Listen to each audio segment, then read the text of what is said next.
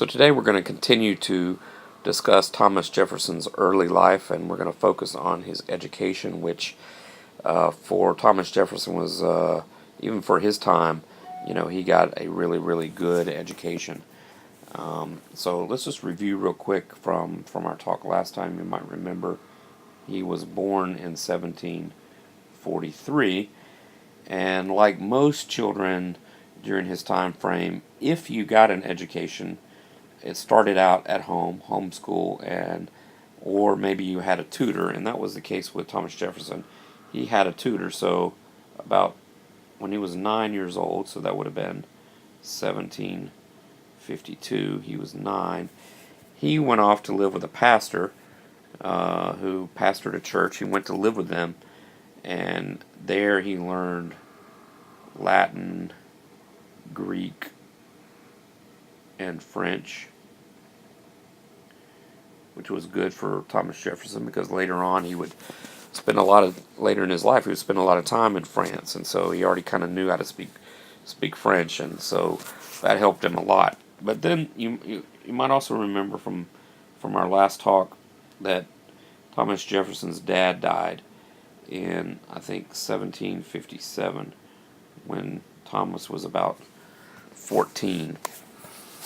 And so it was at this time, after his dad died, that Thomas Jefferson, and after he had inherited all that land and inherited all those slaves, at that point, he went off to a school by James Maury that was ran by another pastor by the name of James Maury. And here's a sign in Virginia about where James Maury's school used to be, and it was in near a town called Charlottesville, Virginia. And Thomas Jefferson's farm was not too far from Charlottesville, so it was about this area right here.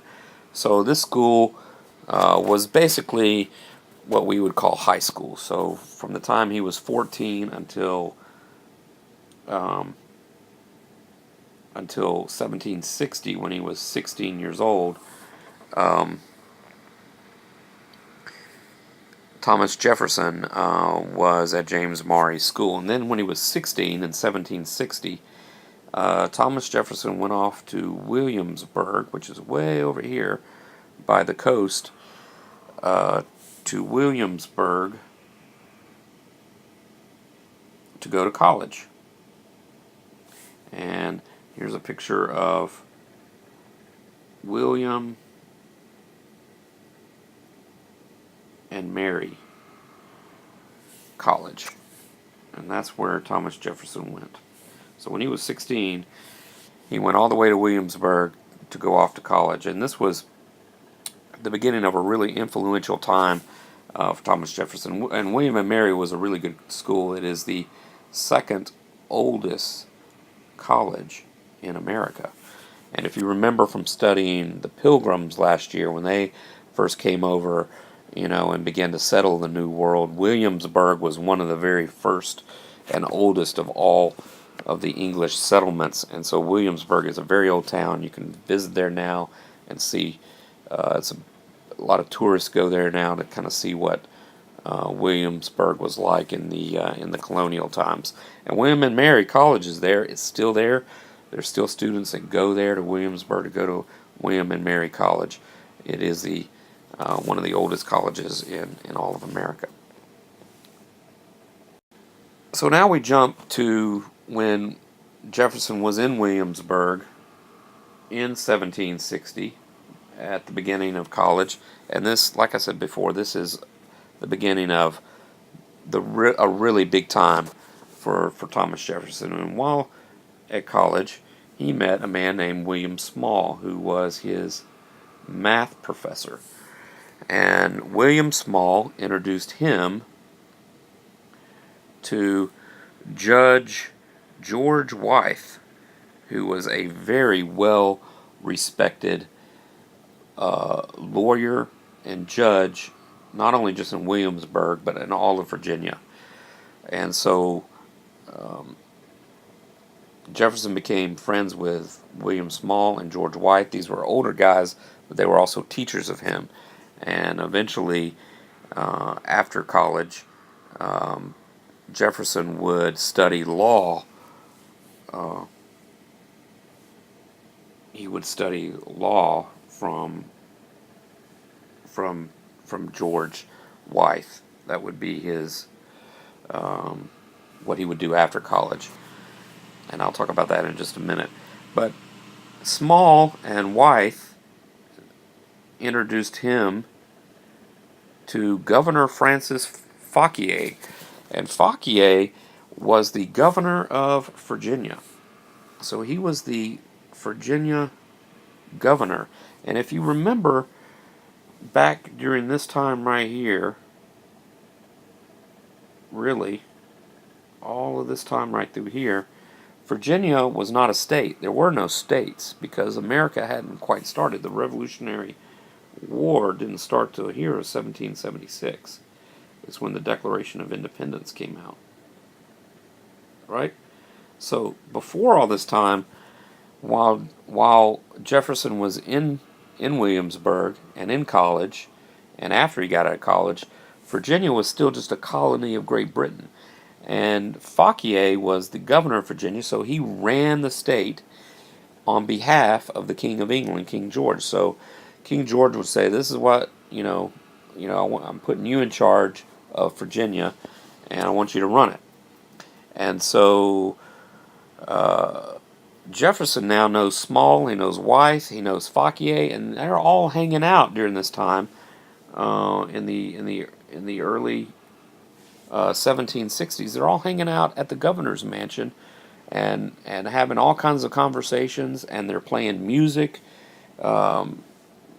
Jefferson's playing his violin, and they're playing the harpsichord and making music, and they're also, talking about, all the things that matter. And so Jefferson, as a 16, 17, 18-year-old boy, still is hanging out with some of the most influential people in all of Virginia. Just some amazing people he was hanging out with. So these guys had a lot of influence on Jefferson. So Jefferson stayed in college at William and Mary until 1762. So he was only in college for 2 years, and then he finished. And then after that, he went to study law personally with Judge George Wythe. And in 1767, he became a lawyer. And Jefferson became a lawyer himself.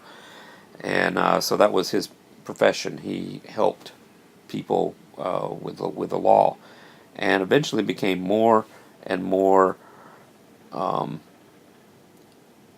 involved in the politics of Georgia. The politics of Virginia, how Virginia, was run. But it was really also during this time, in the 1760s, that things were really starting to heat up between the American colonies and Great Britain. You remember this, I think, from studying the Revolutionary War last year and what led up to it. People started getting mad at Britain because King George started, imposing all these taxes on the American colonists. First, there was the sugar tax and the tax on tea and coffee, and then there was the law on quartering. I don't know if you remember that, where King George started sending all of his soldiers to America, but he told the American people that were living there that you had to provide a room for a soldier, and you had to feed him, and we weren't going to pay you back for that. That was just something you had to do, and they were forcing. You didn't have a choice. You had to let a soldier live with you, and you had to feed him and give him a place to stay, free of charge. And so that made a lot of Americans really mad that King George would do that. And then came the stamp tax. And the stamp tax, if you remember, was kind of the straw that broke the camel's back. And here's some people hearing about the stamp tax being read, and they're getting all mad about it. And there were riots, and it was one of the things where now the tensions were really building between Great Britain and America. And a lot of people were having questions, including Jefferson and another person that he had met through Small and Wythe and Fauquier, a man by the name of Patrick Henry. And Patrick Henry, here you see him giving a speech about the stamp tax and how he disagreed with it, and disagreed with how the British were treating the American colonists. Basically, King George was using America to raise a lot of money for himself. He was making the Americans give Great Britain money without them having a say-so. Without them saying, basically they weren't able to vote on it, whether they liked it or not. It's one thing if people have an opportunity to vote. If you say, hey, I need to raise some taxes so that we can, pay for these new roads, or that we can, pay for an army to protect you, and you agree, you say, yes, okay, I'll give the government some more of my money so that they can do some things they need to do. If you have a vote in that, and you have a yes or a no, that's one thing. But when someone just, gives you no choice and tells you we're just taking it, then that makes a lot of people mad. And that's what was going on in the 1760s. Was all of these laws were being made in England and forcing America to do it. And so Jefferson was hanging around Williamsburg during this time and seeing, all of these, arguments being made. And so it was a real impressionable time for him. One last thing that we'll talk about in this talk before it's over with is in 1772, about this time right here. So we're well into this period of time when there's a lot of anger going on with Great Britain. Thomas Jefferson marries. He gets married to this woman named Martha. And here is Martha right here. This was his wife. And so he marries her in 1772. And there's a story that, his violin playing had a lot to do with Martha, liking maybe Thomas Jefferson more than some other guys that were, trying to have dates with her and maybe make her their wife. And so that violin playing of Thomas Jefferson kind of has this recurring role in his life, it seems, as being sort of an important factor. So he marries Martha in 1772, and they proceed to have one son and 5 daughters. But really only 2 of the girls live to be adults.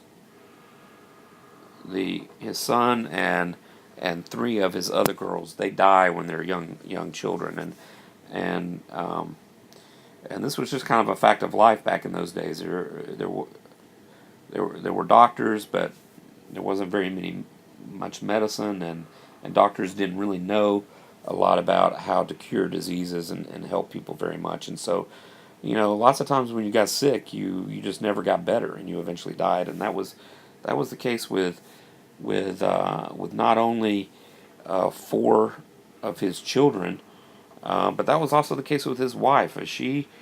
They were only married 10 years until she died. So they were only married 10 years. So his wife died in 1782 after them being just married for 10 years. So Mommy and Daddy has been now married for 13 years. So we've been married longer than Thomas Jefferson and his wife were married. He never remarried, and he raised his two girls, by himself. So,